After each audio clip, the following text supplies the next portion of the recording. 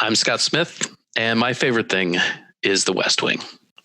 Welcome to the Finding Favorites podcast, where we explore your favorite things without using an algorithm. Here's your host, Leah Jones. Hello again, and welcome back to Finding Favorites.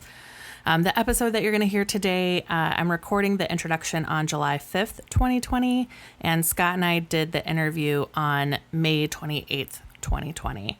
I think it's important to name the time and place because the distance it feels the world has traveled between May 28th and July 5th in the year 2020 feels like an era, but also like only moments have passed. Scott Smith, if you follow him on Twitter, if you know him from the internet like I know him, on Twitter his name is Our Man in Chicago, and he's currently the Chief Communications Officer for the Cook County Assessor's Office. And we're going to talk about what that means a lot during the interview.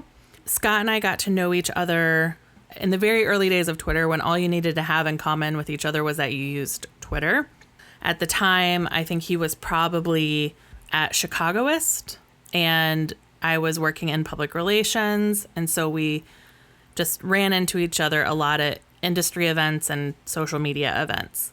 In this episode, we're going to spend a lot of time talking about The West Wing. As this is one of my first interviews, I think things you're going to notice as this podcast evolves is that I get better about asking questions and I'm getting better about interrupting.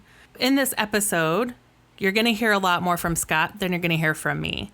And I've been adjusting how I prepare my guests for the interview. I've been changing how I, it's hard to interrupt people when they're talking about something with so much passion. But I think I'm learning how to interrupt with a question versus sit back and only listen. I want you to be mindful of that. I'm learning how to be a podcast host in real time with you. And I'm sure in the future I will have Scott back and I will use all my new interviewing skills in that future episode. But you'll get to hear us talk about The West Wing. I came to The West Wing really late in the game, only in 2011, 2012, when I was binge watching a lot of shows that started with W. So there was a stretch of time when I was watching Doctor Who, Weeds, West Wing, and The Wire. So I had this stretch of time where I was like only watching TV shows that started with a W. I was only watching TV shows that were completely finished and in the box, in the can, if you were, except for Doctor Who. So I came to this series late, but I've quickly found out who in my friend group were the big West Wing fans, and that included Scott. So I hope you enjoy this conversation with Scott Smith about the West Wing and the importance of local government. We're going to talk about that a lot too. So make sure you're registered to vote, that you haven't been purged from the rolls, wear a mask, stay home, stay safe.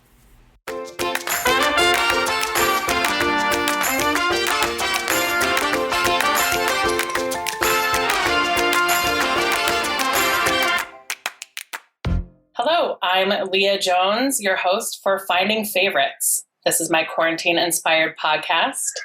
Every week, I will talk to a different guest about their favorite things, how they found it, and what it led them to in their life. So today, I am joined by my good friend, Scott Smith. Hi, Leah. How are you today? I'm, as well as can be expected in these cue soft piano music challenging times. Yes, in this unprecedented era. In this moment of uncertainty. Yes, in this time of a global pandemic. We are here at fill in the name of your favorite brand are here to support you. Yes. Yes, we are here to support you as long as you buy more of us, your favorite. Right, right. Your ability to buy sneakers continues unimpeded. I mean, the great thing about buying new sneakers is that you don't ever leave the house. They don't get scuffed up and you can return them together now. Yeah. So they always look brand new. Yeah. I think we should start with a little introduction of how we know each other. Yes. Which I believe is we are internet friends who became real life friends. Right.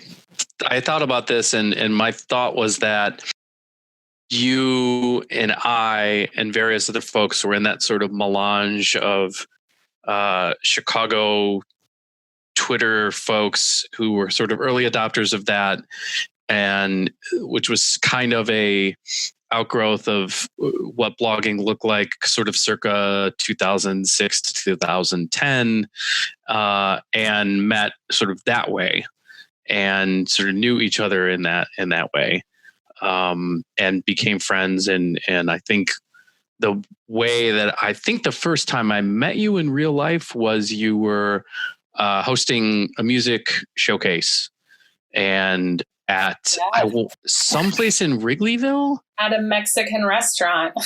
Is that right? It sounds plausible. Restaurant. Yeah, that sounds accurate. Yeah, that is when I was. So that was when I was doing the T of Arts and Media, and I taught social media to rock stars and rabbis. And there was like a Chicago music festival. It was Mob Fest. And I hosted a showcase with Matt Ride, maybe Calvin, maybe the Sunken Ships, and Cobalt and the Hired Guns. And it was a Twitter fest in the audience. So yeah. And I think that was I miss. It's hard to think about what with the Nazis and the bots and everything that's terrible about Twitter. It's hard to remember a time when that really felt like you still knew the people who you were like quote unquote talking to. It felt much smaller.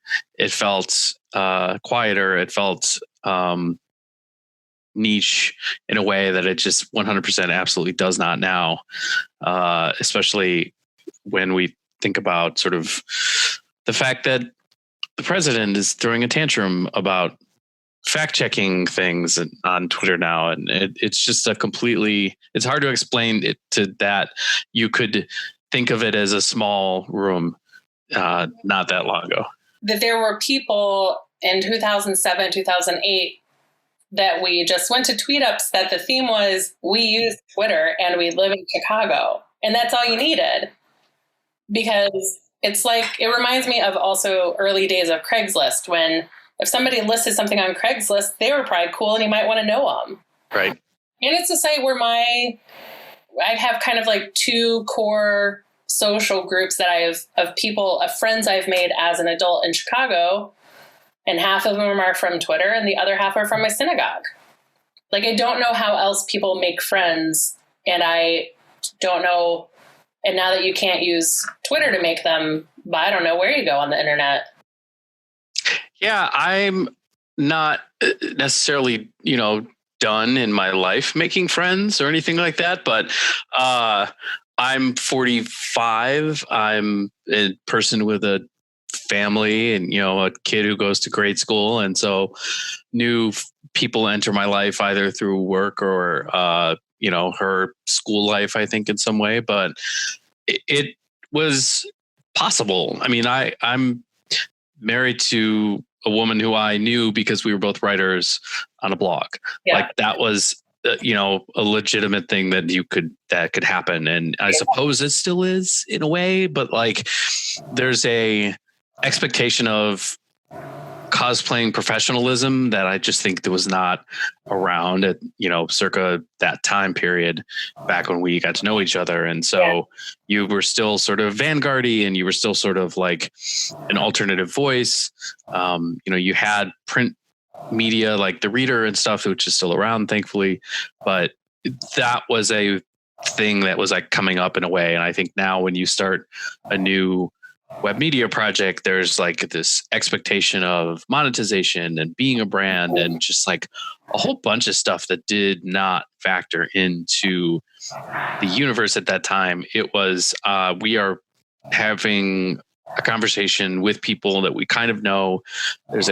It was still sort of a web 2.0 idea that community was possible and everybody was sort of operating on the same, rules and expectations. When I think about the democratization of online conversation and the idea that it would mean that, primary sources of information would bubble up, like that is definitely, I think, still a part of online culture and social media, and that you have particularly in there are still niche groups that are there to provide a different perspective, but it is so much noisier now because the alternative perspectives are often folks who are trying to derail a conversation rather than to raise up a conversation. RIP old Twitter. You were too good for this world. Indeed. I can't think of any places on the internet today that still really embrace.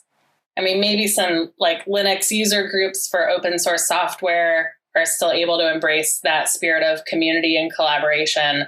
But I do look at where the internet went and feel some regret about the early part of my marketing career and helping create the culture of influencers and mom blogging and rewarding that and just how it went wrong.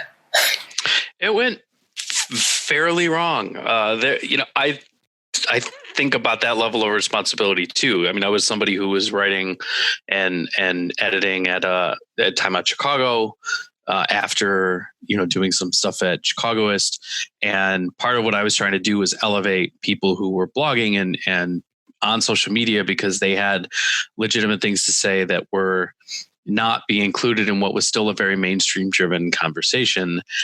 And the great thing about that time period was you could there was a lab like quality. There was time to sort of gestate ideas. There was time to make mistakes. There was time to, you could explore an idea. You could have a sort of level of like, I'm legitimately trying to find my way through this issue and not plant a flag and say, I'm this is the right idea. This is the only idea. This is the best idea. But like, I'm trying to seek out ideas. Ta-Nehisi Coates early on in his career was, I think, blogging in that way. I think, Andrew Sullivan was had pioneered a lot of that I sort of idea of being a seeker. And you just can't do that anymore. Like in a BuzzFeedy kind of world where like a tweet or a Facebook post or an Instagram post can just get blown up and have a massive reach. Like there's not a lot of room for making mistakes and learning. And that's a sort of an aspect of things I think that's lost now too. And I don't know where that, I don't either. I don't know where that space is anymore. I assume that it is happening in closed groups, in text threads, in, whatever closed private spaces are now. I mean, we're in this moment where all of a sudden, like in a snap judgment, everyone decided Zoom was the thing we were going to use. And so is there an opportunity for communities to come up through that? I don't know. I think this is all very nascent. We're all still very shell-shocked at the moment we're in. But those kind of closed groups, I think, were where the communities have all gone, particularly women, particularly communities of color. And I think it's healthy and good that I, as a white dude, probably don't know where those groups are and don't know where those mistakes are being happening. And I think that's good because that means that there are spaces for people to grapple with difficult subjects.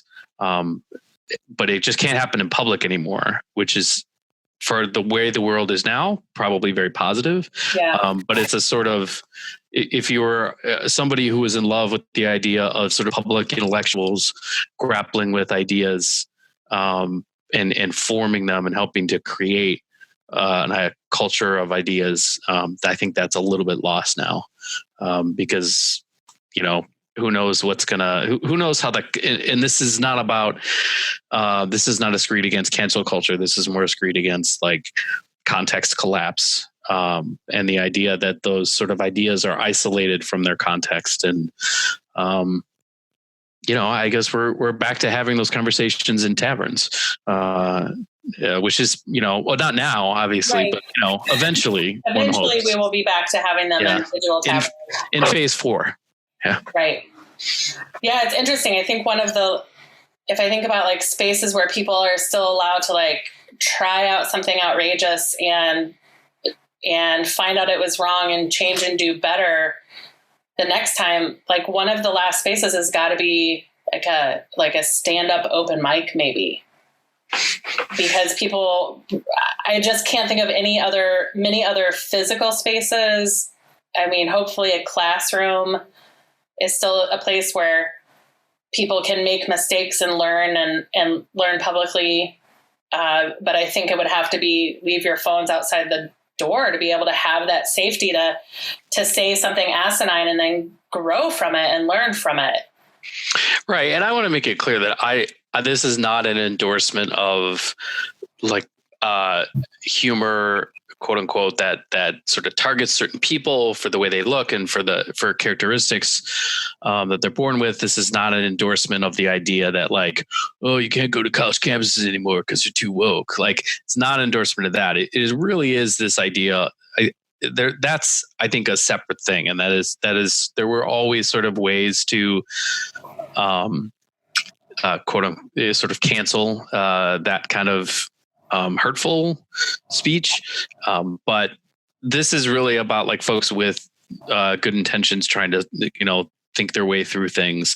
I think some of those things still happen. It's just not as prevalent. I think folks are hesitant to engage in that kind of community building around that kind of idea generation.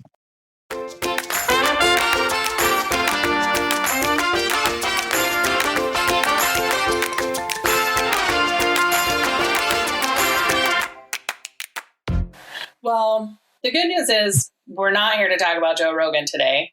Amen. What are we here to talk about? What is your favorite thing? My favorite thing is The West Wing. You are, I would say, among our mutual friends, definitely the number one West Wing in our friend group. Somebody that when I came late to The West Wing, I watched it in the months leading up to Obama's second election. Okay.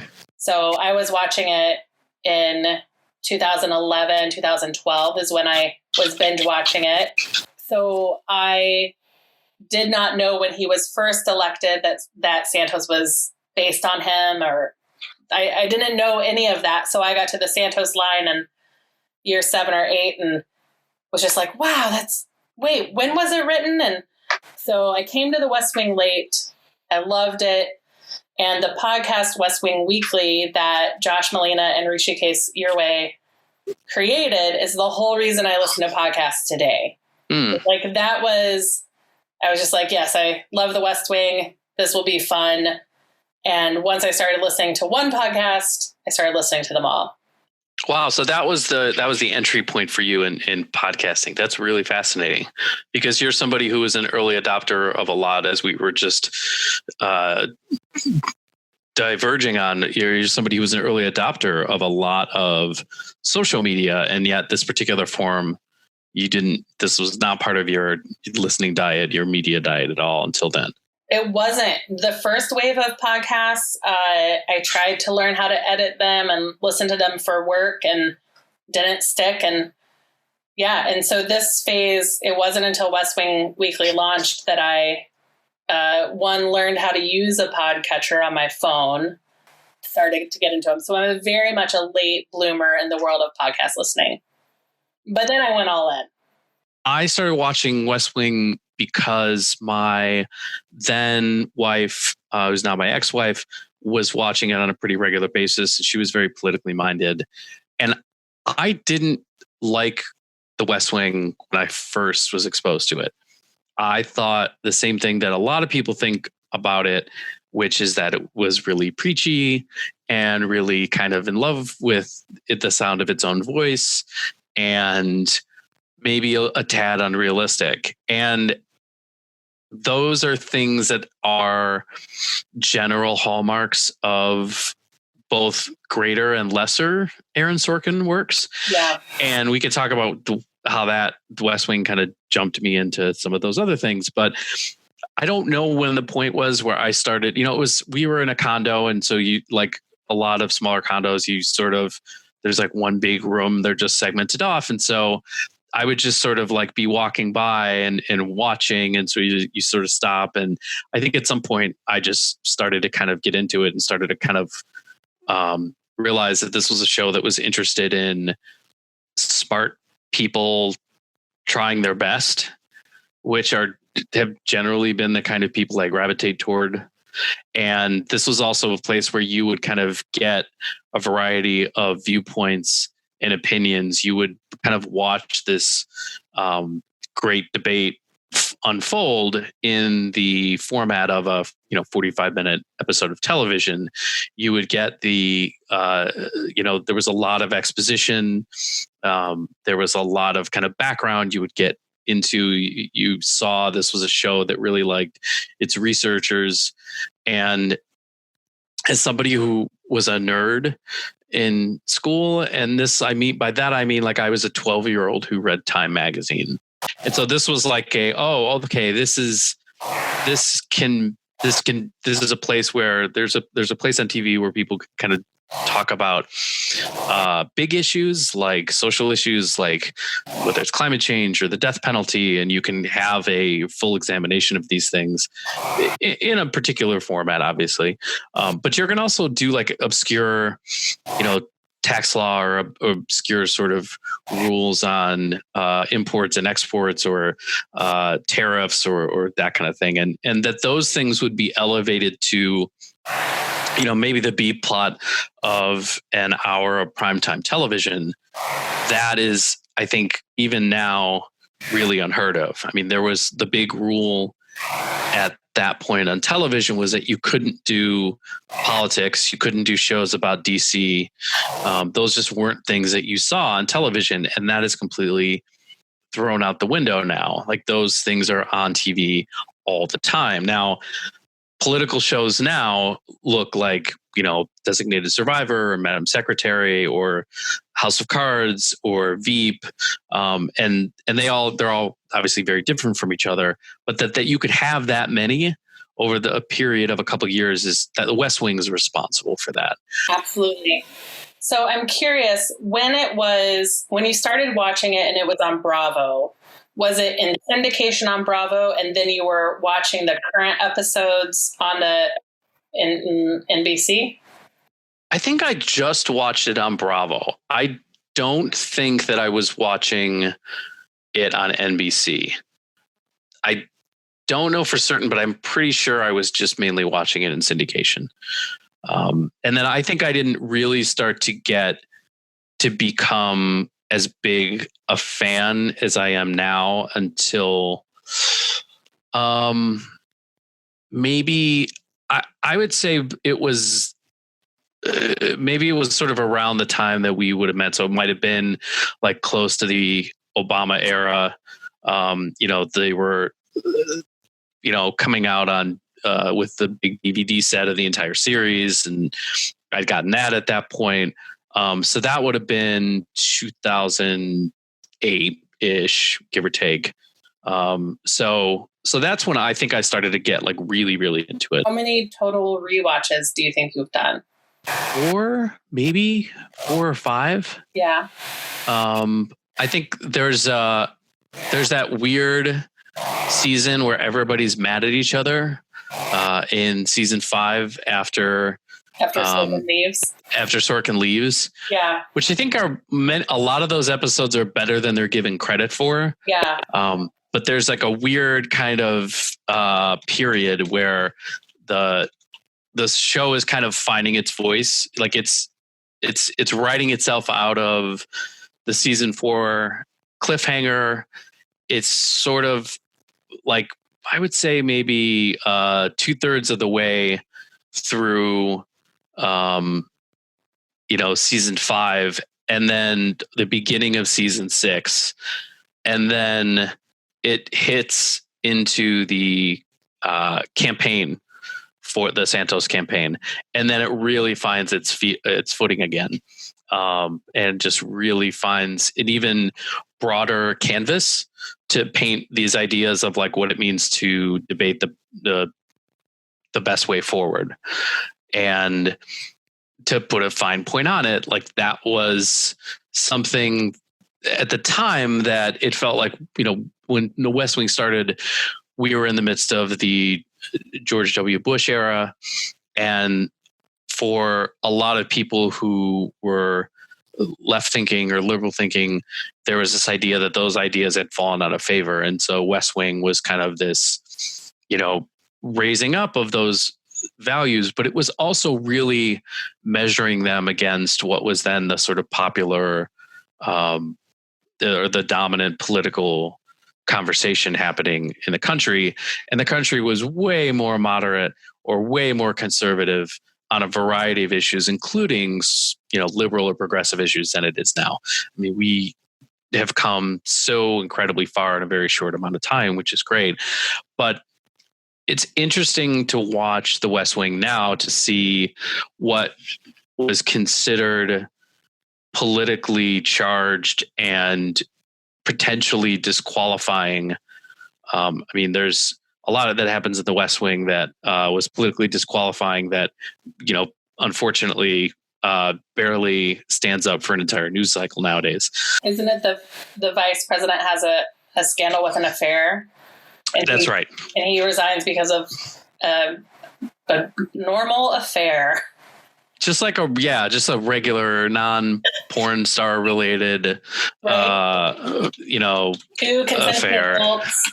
Yeah. Right.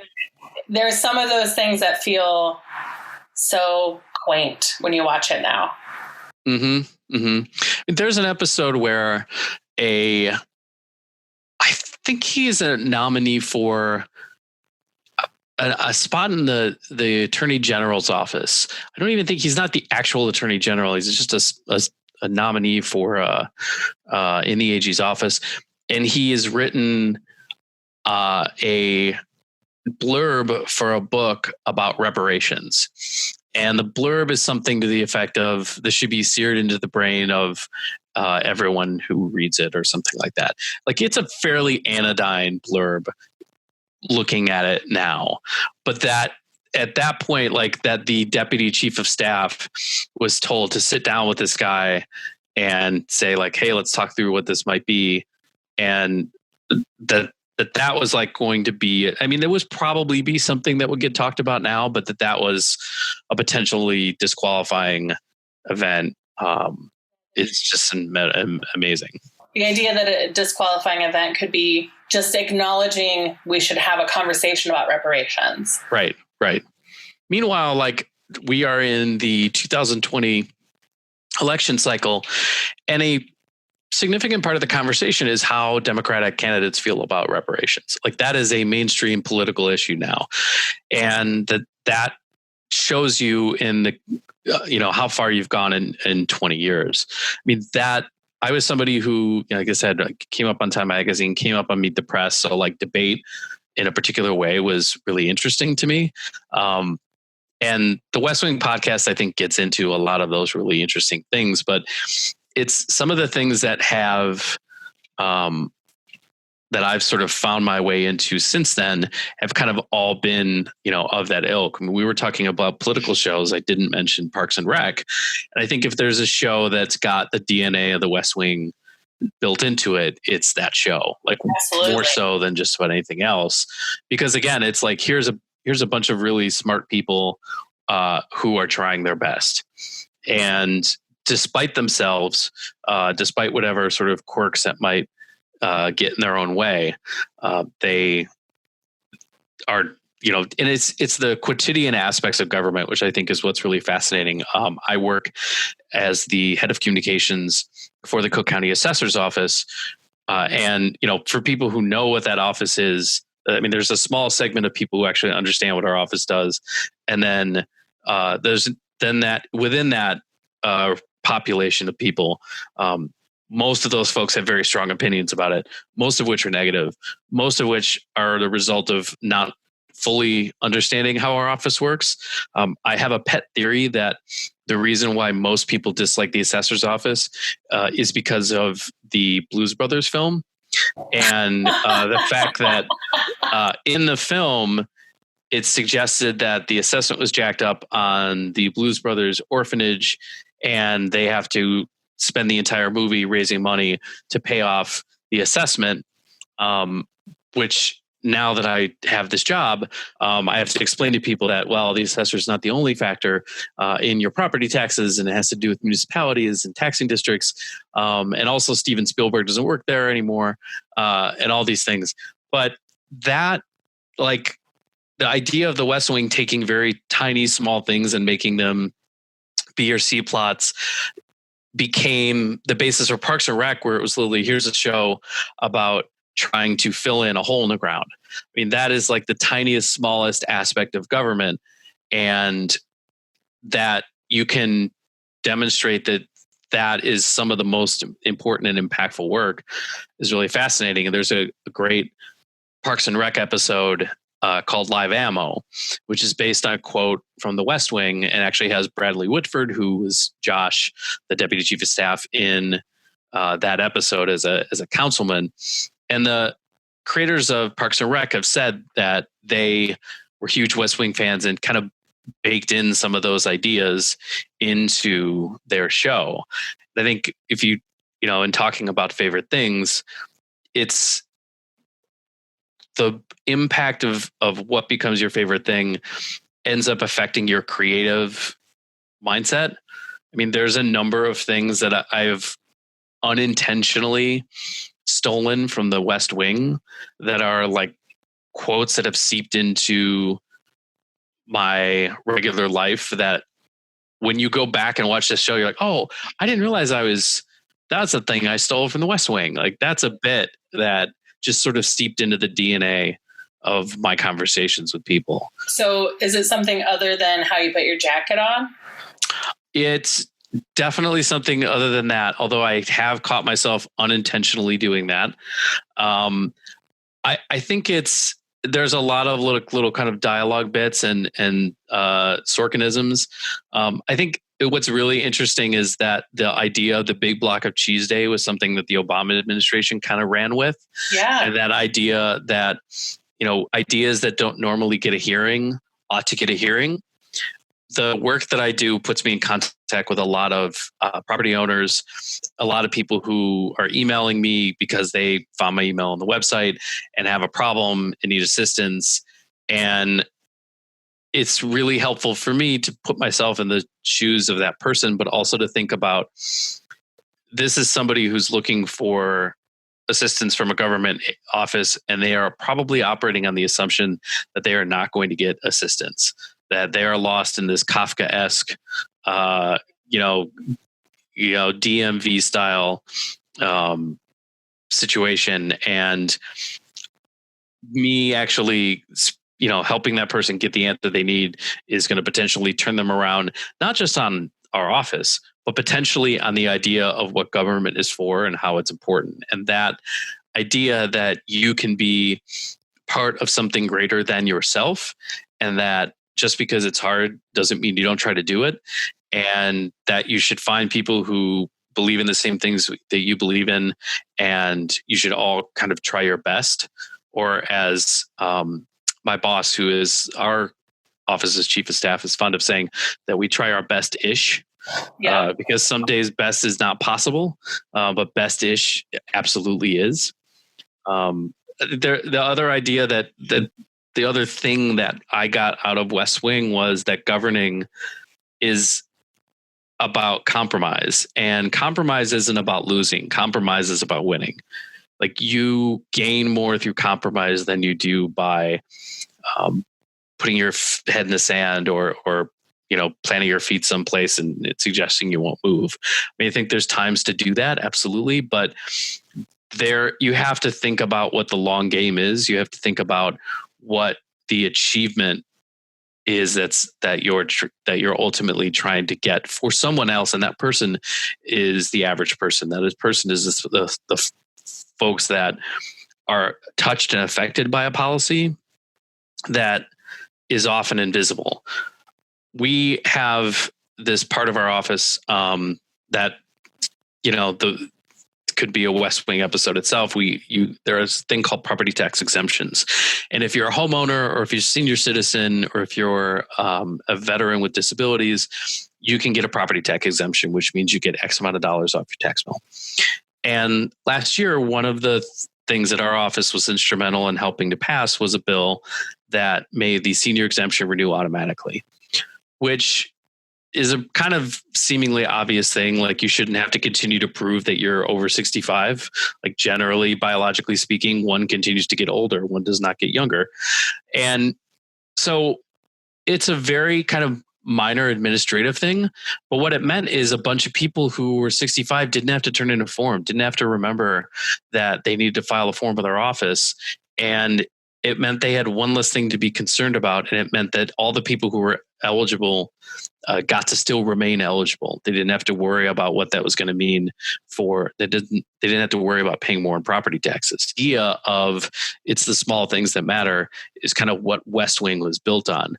And so that looking, I mean, some of these are very esoteric things. I mean, I know like the idea of favorite things is it's supposed to be like, oh, and I started following this actor and I got involved in this topic. But this is the kind of like reverberations that it had for me, that this idea that you can organize people, you can, help your community, and that it's often invisible work that really has the biggest impact. That's the big takeaway that I've had from the West Wing.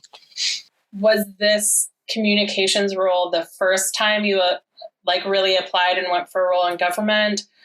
I know that when you were still more active on Twitter, I wasn't alone in wondering when you were going to run for office. But I'm curious, because you are so involved in your community and such a believer in government. So I don't think I can't imagine anyone was surprised when you took this position, but I'm curious if this is the first time you really made an effort for a government role, or if it's the last government role you're going to make an effort to have. The other role that I had in policymaking prior to this was when I was in sixth grade. I started a petition to get the public library in my hometown to let sixth and seventh graders use the upstairs part of the library, which was like the adult part of the library, and not like an adult in terms of like nudie magazines or anything, but just like the literally important books that you needed to do research. And they had a rule that I think you had to be in eighth grade or something like that to be up there. So I started a petition in my school, and then I went and talked to the library board. Like, that was a thing that I did. And I'll say this, I did end up getting on the front page of the paper for that. Okay. It was below the fold. But it was like my first experience with like small G government and policy. And it was sort of fun. And that idea of kind of standing up for what you believe in. And, I was a sixth grade kid and I was talking to a group of adults. Like, I remember calling, my dad told me like I should call the head of the library board and tell him that I would like to speak to the, I would like to speak to the, board at the board meeting. Yeah. And I don't know what the correct, way to do that was. So I looked him up in the phone book, which is a very old fashioned sentence. And I called him at home and I was like, yeah, I'd like to come and speak to the library board. And he was like, okay. And I said, all right, well, okay, I'll see you there. And I basically I hung up. My dad was like, you should probably write him a letter and explain why you want to come. Right. I'm not really sure he got the gist of what was up, what was the deal there. So wrote him a letter and then presented in front of the library board and all that kind of thing. But yeah, this is my first true adult role in government, outside of just sort of being an active participant in community issues and political stuff. I've volunteered on campaigns before and things like that. Yeah, I mean, it's funny. We started this conversation talking about Twitter and yeah, I'm definitely less active on Twitter now because I'm not myself anymore. Like, I literally speak for a government office. And so even in public, even if, you put something in your Twitter bio that says, my views are my own, that's not a blanket that fully covers you in the cold night.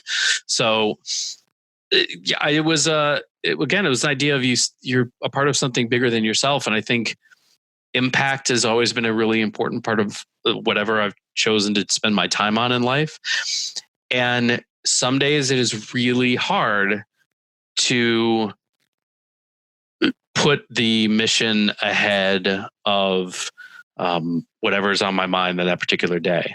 But knowing that, again, it's about the long game. It's about figuring out, like, if I'm quiet now, it allows me to build a better case and kind of keep my powder dry until the point where I really need to make the bigger argument about what we're doing or what's important here. There are plenty of people who critique our work now, and a couple of Twitter accounts here and there. And I think if it was just me and I didn't have to worry necessarily about the repercussions for anyone other than myself, I would be happy to be like, well, this is why you're wrong and this is what you don't understand. Whereas now it's sort of a little, it's those things are useful because you sort of see what the larger critiques are going to be of your work, and you're able to kind of plan for that. And so being quiet and just sort of listening more provides you with a lot better intel.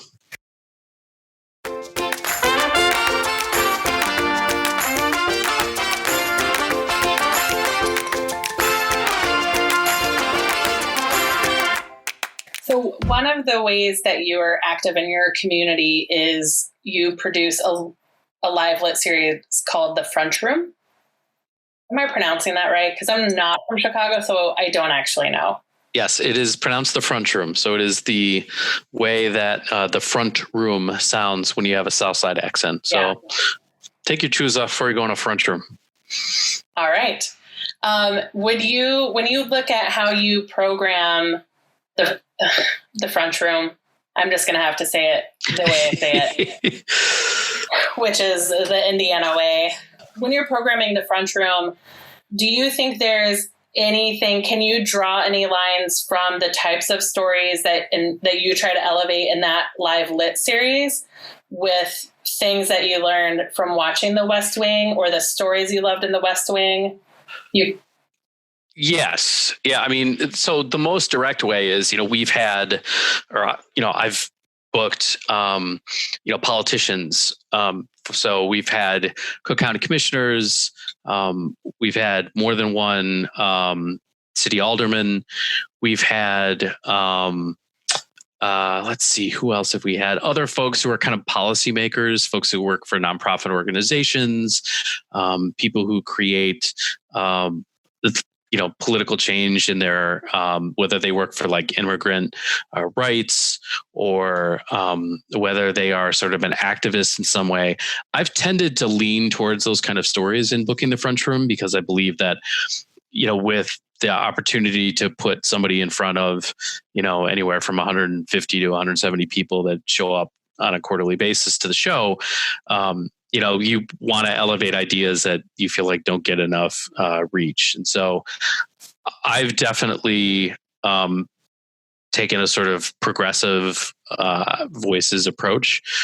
So it's always been really important to make sure that in this live lit show that there are women, that there are men and women of color, that there are folks who are providing a diverse viewpoint that doesn't often get heard, but also to really feature fun stories and stories of joy, which when I started this series 5 years ago, we were sort of in this media environment where the way the South Side was getting talked about was really focused on shootings and really focused on homicides.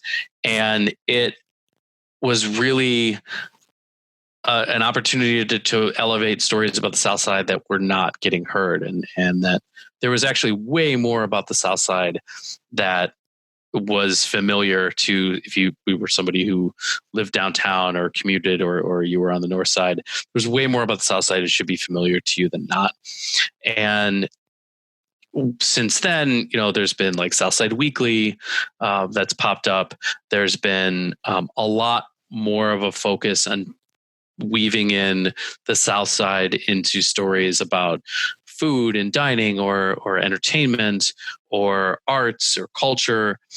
and also just kind of telling more feature stories. I've seen sort of that shift, and I think that has been a corrective that the larger media in the city of Chicago has made, realizing that there was this focus on, what bleeds and for what leads. And I think that's been a corrective that I'm really happy to see.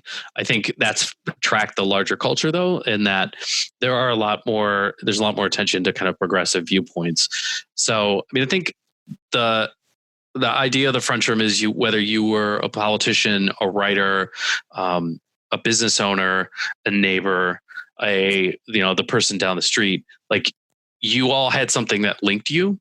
You all had a kind of outlook on the world, and that what unites us rather than divides us idea, I think, also kind of came from the West Wing. It was definitely a different political moment, and it's hard to imagine those things, but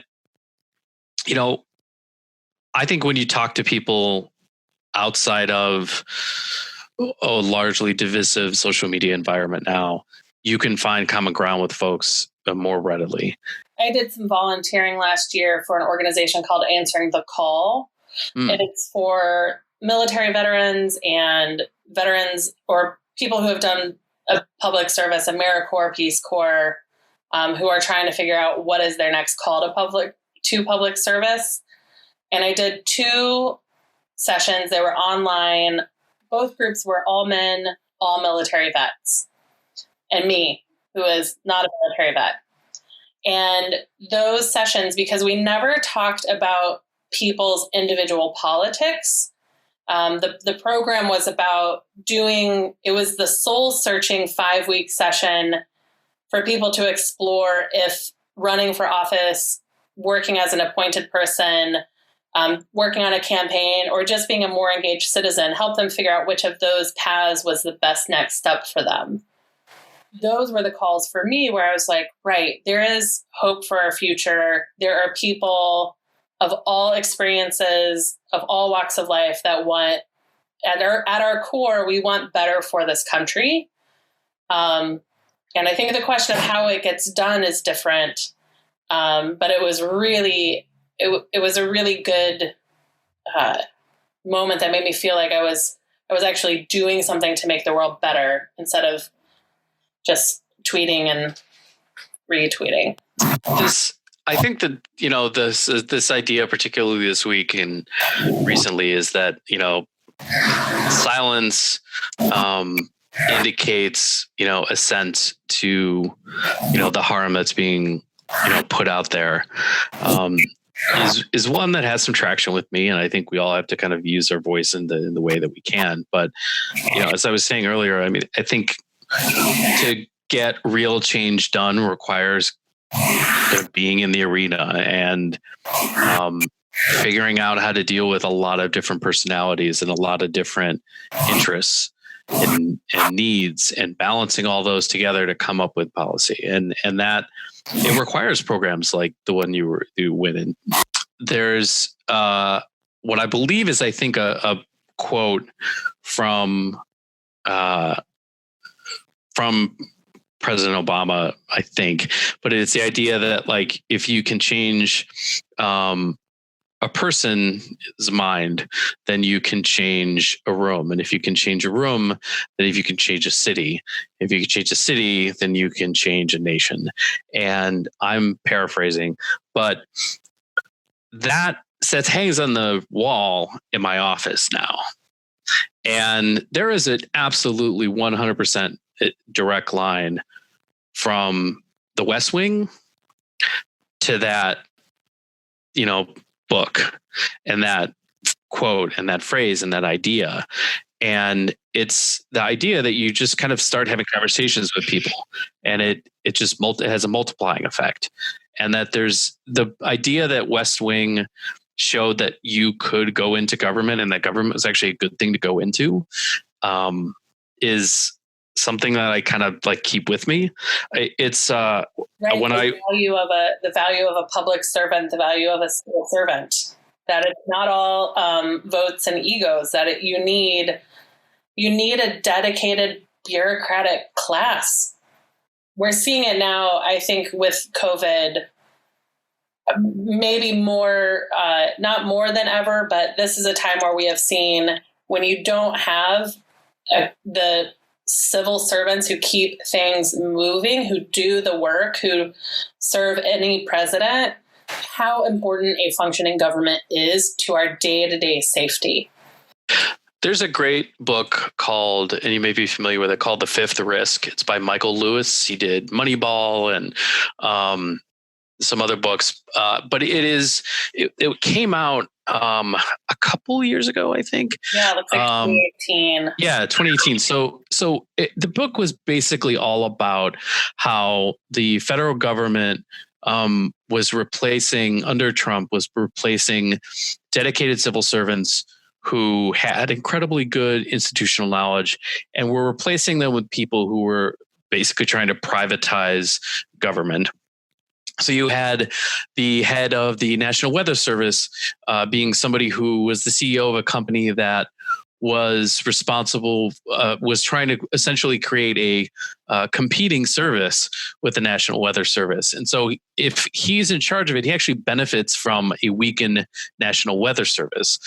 Now, National Weather Service is very important, but it's not, fighting a pandemic. It's not the CDC, but the idea that if you're putting the people in charge of the thing and those people are trying to slowly whittle away pieces of the thing to make them less strong and less robust and less able to serve other people, that matters quite a bit. And so that book, The Fifth Risk, is all about that idea. And we're seeing it play out right now. We're seeing what happens when people who don't believe in the power of government to do good are put in charge of the government. And it's, I started watching Veep not long before I started this job, and then I started watching it again afterwards. And it kind of made me a little anxious and itchy, because these ideas that like small little things that go wrong can blow up into big things. There's like this very comic idea about that's really kind of satisfying and fun to watch. And also the swearing is magnificent. It's like a symphony. But we're seeing like what happens when just the most venal people are in charge of the most important things. I'm not saying anything everybody doesn't already know, but it's why, I return to the West Wing and watch it, again, when you just sort of need this inoculation against all of the arguments for why government isn't there to help. Yeah, I tried to start watching Veep. I think I missed the window of when I could watch it. COVID is not the time to watch it. It's really not. I think the third episode is the one where like Jonah is very sick and coughing on people. And I was like, no, I cannot watch this show. She's amazing. It's an amazing cast. And, but I think for now, I have missed my window of being able to see that level of incompetency and ego as humor instead of a documentary. Yeah. Like, maybe you don't even use DVDs anymore, so it's a silly question. But is there a disc or a set of episodes that are your comfort food that you put on? Ooh. That you're more likely to? You're like these 3 episodes in repetition are gonna make me feel good. Ooh, that's a great question. That's a great question. So I would say season 4, I think, really hits that spot for me. The season 3 in the West Wing is really all about it's sort of in the midst of the campaign re-election. But there's also this sort of secondary plot about an assassination that's taken place. But I would say season 4 is the one where there's a combination of sort of campaign, but also this like idea of what government is supposed to be about.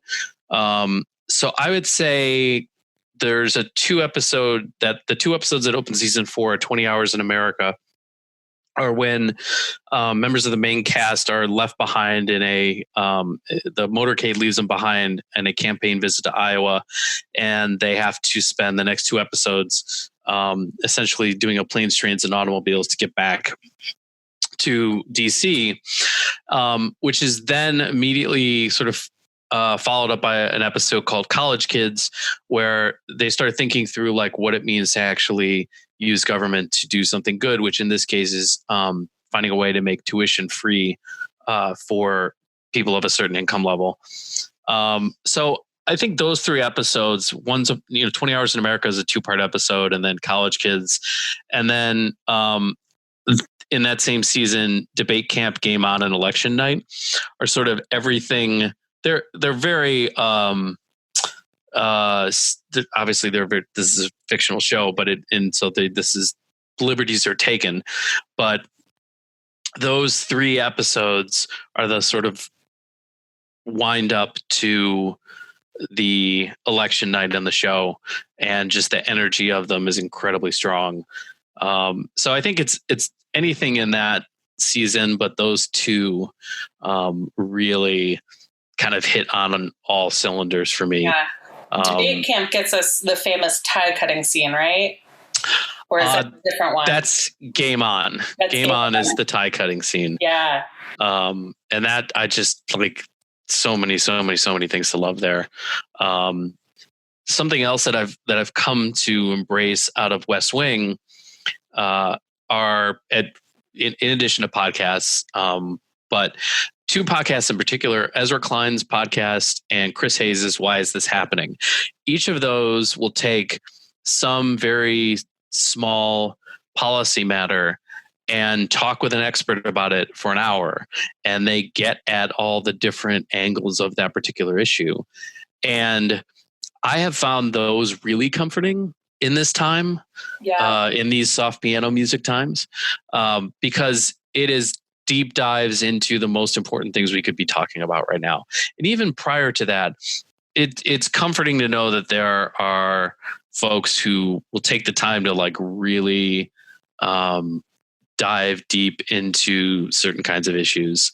And I just find it really, really, really helpful and comforting, again, particularly now.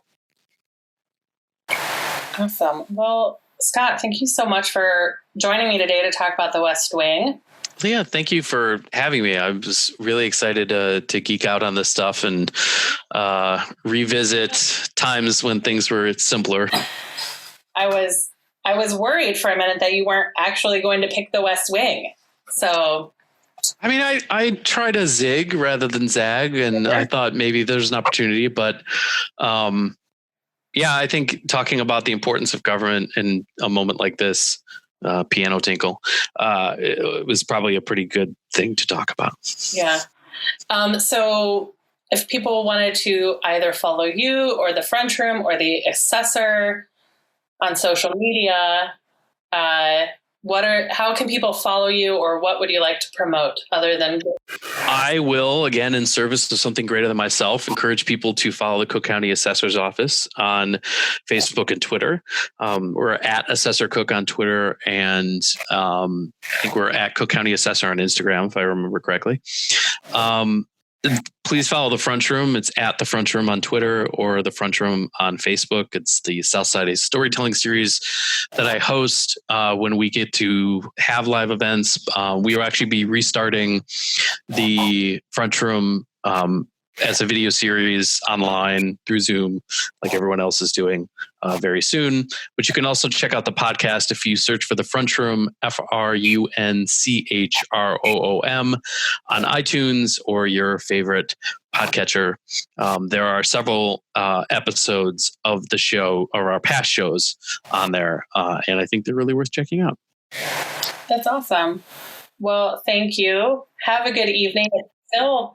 There's still a little bit of light outside. We've reached that part of the summer where we can have a whole evening conversation and still go outside and watch the sunset. And I think being able to sit on one's front or back steps or front or back porch is an underrated experience nowadays. It is indeed. Great. Well, thank you. And we will talk again soon. Thanks, Leah. Thank you for listening to Finding Favorites with Leah Jones. Please make sure to subscribe and drop us a 5-star review on iTunes. Now, go out and enjoy your favorite things.